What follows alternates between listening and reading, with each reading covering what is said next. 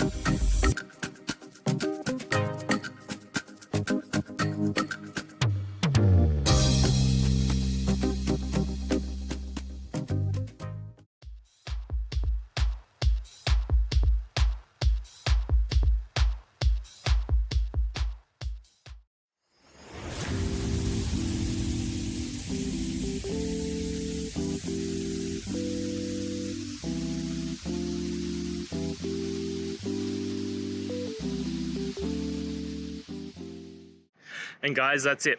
I hope this video has helped you and get you through to that resolution you needed. If it did, please, I'd appreciate it if you hit subscribe. Now, until the next time that you need technical help, I hope you have a good one. Cheers.